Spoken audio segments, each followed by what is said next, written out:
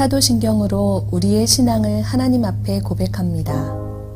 전능하사 천지를 만드신 하나님 아버지를 내가 믿사오며 그 외아들 우리 주 예수 그리스도를 믿사오니 이는 성령으로 잉태하사 동정녀 마리아에게 나시고 본디오 빌라도에게 고난을 받으사 십자가에 못 박혀 죽으시고 장사한 지 사흘 만에 죽은 자 가운데서 다시 살아나시며 하늘에 오르사 전능하신 하나님 우편에 앉아 계시다가 저리로서 산 자와 죽은 자를 심판하러 오시리라.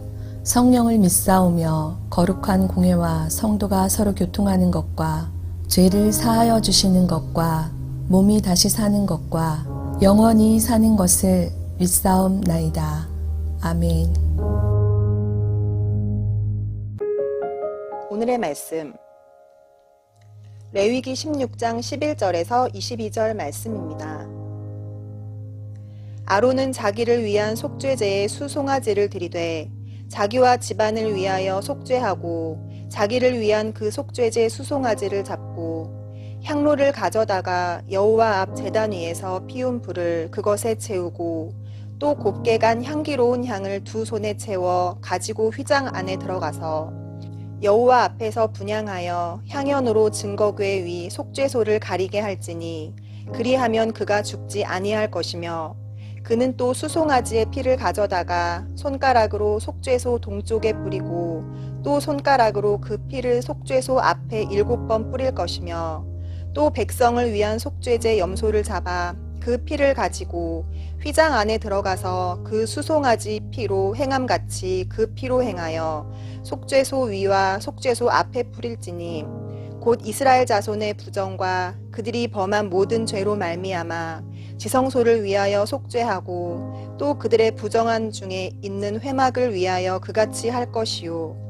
그가 지성소에 속죄하러 들어가서 자기와 그의 집안과 이스라엘 온 회중을 위하여 속죄하고 나오기까지는 누구든지 회막에 있지 못할 것이며 그는 여호와 앞 제단으로 나와서 그것을 위하여 속죄할지니 곧 그 수송아지의 피와 염소의 피를 가져다가 제단 귀퉁이 뿔들에 바르고 또 손가락으로 그 피를 그 위에 7번 뿌려 이스라엘 자손의 부정에서 제단을 성결하게 할 것이요 그 지성소와 회막과 제단을 위하여 속죄하기를 마친 후에 살아있는 염소를 드리되 아론은 그의 두 손으로 살아있는 염소의 머리에 안수하여 이스라엘 자손의 모든 불의와 그 범한 모든 죄를 아뢰고 그 죄를 염소의 머리에 두어 미리 정한 사람에게 맡겨 광야로 보낼지니 염소가 그들의 모든 불의를 지고 접근하기 어려운 땅에 이르거든 그는 그 염소를 광야에 놓을지니라. 도스토옙스키의 죄와 벌이라는 책 읽어보신 분 많으실 거예요. 이 책의 내용을 보면 주인공이 한 고리대금업자 노파를 죽이게 됩니다. 그러면서 강자는 인류를 위해 사회의 도덕률을 딛고 넘어설 권리가 있다라는 그 사상을 실천에 옮기게 되어져요. 그런데 이 행위는 뜻밖에도 주인공을 죄의식에 사로잡히게 하고 인류와의 그 단절감에 괴로워한 비참한 자신을 발견하게 되는 그 결과를 낳게 됩니다. 이런 죄의식의 중압을 견디지 못하고 마침내 자수를 하게 되고 시베리아로 유행 가게 돼요. 우리도 죄를 짓고 나면 얼마나 이 마음이 두근두근 됩니까? 그래서 옛말에 맞은 놈은 발을 뻗고 자지만 때린 놈은 오그리고 잠을 잔다라고 이야기를 하잖아요. 그러다가 내 죄가 발각되어져요. 그러면 대가를 치르게 되고 그러면 마음이 편안해지는 것을 보게 되죠. 우리 어렸을 적에도 어떠한 잘못을 행했어요. 그러면 마땅히 부모님께 혼이 날까 봐 겁이 나잖아요. 그리고 또 언제 혼이 나게 될까 염려하며 눈치를 보며 지내게 될 때가 많았습니다. 그런데 결국에는 혼이 나요. 훔씬 두들겨 맞고 나면 이 맞은 자리는 너무나도 아픈데 이 속은 너무나도 후련해요. 왜 그럴까요? 내가 저지른 죄에 대한 벌을 받았기 때문이죠. 사랑하는 성도 여러분, 하나님은 우주의 도덕 질서를 세우시려고 죄에는 벌이 따르게 하셨습니다. 한 영상을 보게 되었는데 이제 막 돌 정도 된 이 사촌지간의 2명의 아기들이 서로 막 장난감을 가지고 놀고 있었어요. 그러다 한 아이가 큰 인형을 이제 막 들고 노는데 인형이 얼마나 무겁겠습니까? 무거웠던지 이렇게 옆으로 기울이면서 옆에 있는 사촌의 머리를 탁 치게 되었어요. 그러자 맞은 아기가 악 소리를 지르면서 갑자기 자기를 때린 그 아기의 옆에 있는 아기의 얼굴을 손으로 확 밀면서 누르는 거예요. 어떻게 되었을까요? 발라당 누웠겠지요. 그런데도 이 아기가 계속해서 얼굴을 손으로 막 누르고 있으니까 그 현장은 아수라장이 되어버리고 이 일을 이제 중재하기 위해서 어른이 딱 뜯어 말리니까 마치 두 아이가 서로 피해자인 척 모두 울면서 각자의 엄마에게를 기어가는 그런 영상을 보게 되었어요. 이런 영상을 보면서 누가 가르쳐 주지도 않았는데 복수를 하는 모습을 보게 되었고 또 각자가 피해자인 척 하는 그런 모습도 보게 되었어요. 또 아기였을 때 막 다른 사람의 것을 막 빼앗는 너무나도 자연스럽게 빼앗아요. 그런데 또 자기가 원하는 것을 주지 않으면 얼마나 울고 보고 때를 씁니까? 그러면 부모는 어떻게 합니까? 그 아이를 안 돼 하면서 따끔하게 혼을 내요. 죄를 지으면 잘못을 행했으면 따끔하게 혼이 나고 벌을 받아야 된다라는 것이죠. 이것은 하나님께서 우리에게 정해 주신 법칙이다라는 거예요. 오늘 우리가 읽은 본문을 보게 되면 대제사장 아론이 속죄일에 백성들을 위해 속죄 제사를 드리기 전에 무엇을 먼저 하는지 아십니까? 자기와 가족을 위해서 속죄제 수송아지를 먼저 잡아요. 그리고 그 피를 속죄소 앞에 뿌리게 됩니다. 이 일을 한 후에 비로소 백성들을 위해 속죄소 염소를 잡아 속죄소 앞에 피를 뿌리게 되는 것이죠. 그럼 왜 자기와 가족들을 위해서 수송아지를 잡고 왜 백성들을 위해서 염소를 잡는 걸까요? 하나님 앞에 지은 그들의 죄를 용서받기 위함이었습니다. 죄에는 벌이 임하기 때문에 그 죄에 대한 용서가 필요한 것이죠. 그런데 아무리 흠이 없는 송아지나 양을 잡아서 속죄 제물로 하나님께 드린다 할지라도 그것들은 우리 인간들의 죄를 말끔히 씻어주는 것이 아니에요.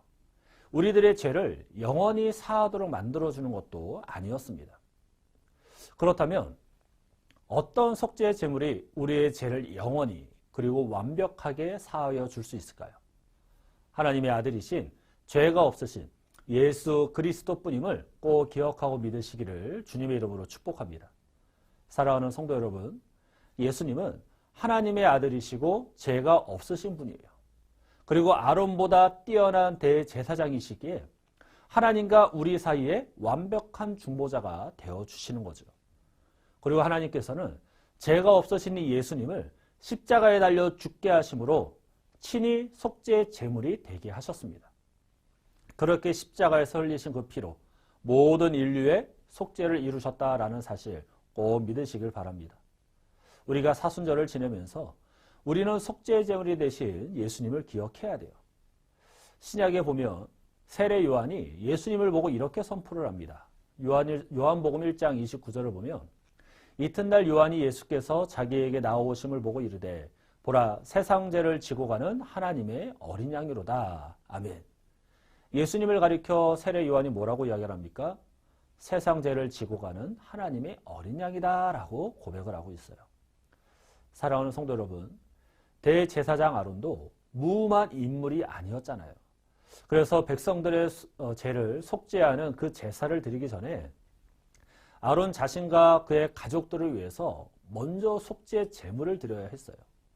또한 속죄 제물로 드리는 송아지와 양, 염소의 피는 우리의 죄를 영원히 사하게 만들어주지 못해요. 그래서 그들은 매일의 삶을 통해 속죄제와 속건제를 하나님께 드려야 됐고 그것도 부족해서 1년에 한 번 하나님이 대속죄를 정하시고 대제사장과 온 백성들이 하나님 앞에 속죄제를 드리게 하셨어요.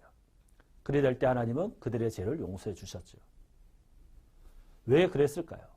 그 무엇도 완전한 속죄제물이 되지 못했기 때문입니다.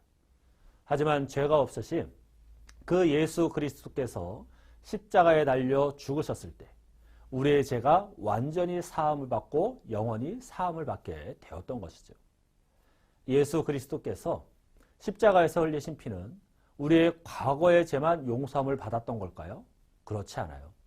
현재와 미래의 죄까지 다 용서받았음을 기억하시길 주님의 이름으로 축복합니다. 사랑하는 성도 여러분, 속죄의 제물이 되신 그 예수 그리스도의 피는 우리의 모든 죄를 사하기에 충분함을 믿습니다. 그래서 예수님께서는 친히 우리의 죄를 담당하시고 십자가에 달려 돌아가신 거예요. 이것이 우리 기독교의 핵심이고 사도들이 전한 복음입니다. 그래서 우리는 십자가를 생각할 때마다 불평과 원망을 그치고 주님께 감사해야 되는 거죠. 그런데 어떤 이들은 십자가를 우상이라고 말하는 자들이 있지만 저는 그렇게 생각하지 않습니다.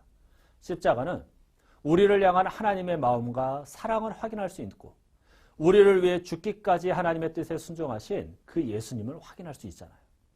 또한 나도 그 십자가의 은혜를 받은 자답게 살아야겠다라고 다짐하게 만들어주는 것이죠. 결국 십자가는 어느 것으로도 대신할 수 없는 하나님의 은혜인 것이고 예수님은 우리의 죄를 완전히 도말하시는 속죄 제물이 되셨던 것입니다. 사랑하는 성도 여러분, 우리가 사순절 기간을 보내면서 우리는 하나님의 사랑과 예수님의 은혜를 기억하며 살아야 될 줄로 믿습니다.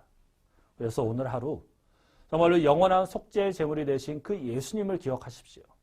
그래서 불만과 불평과 원망의 말이 아닌 우리의 입에선 감사와 찬양의 말만 하는 그런 복된 날이 되시길 바랍니다. 그래서 우리 모두가 오늘 하루 이 기쁨의 날을 보내며 우리의 영원한 속죄 제물이 되신 그 예수님을 증거하며 살아가는 그러한 삶을 살아간다라면 분명히 하나님께서 기뻐하시는 삶이 될 줄로 믿습니다. 이런 복된 하루를 살아가는 저와 여러분의 한 달 되시기를 주님의 이름으로 간절히 축원합니다. 기도하겠습니다. 사랑과 충만하신 하나님 감사합니다.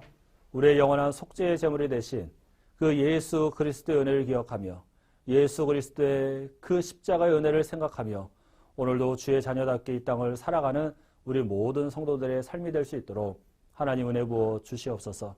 우리의 죄를 도말하기에 완벽한 그 예수 그리스도의 은혜를 힘입어 다시 한번 영원한 속죄를 받은 자답게 하나님의 영광을 위하여 살아가는 우리 되게 하시고 내 정욕과 내 욕심과 내 모든 뜻은 십자가 밑에 다 내려두고 오로지 주의 영광을 위하여 살아가는 그렇게 살기로 다짐하는 우리 모두의 하루가 되어줄 수 있도록 주님 도와 주옵소서. 오늘도 함께 하심에 감사를 드리며 예수님의 이름으로 기도합니다. 아멘. 주님이 가르쳐 주신 기도로 예배를 마칩니다.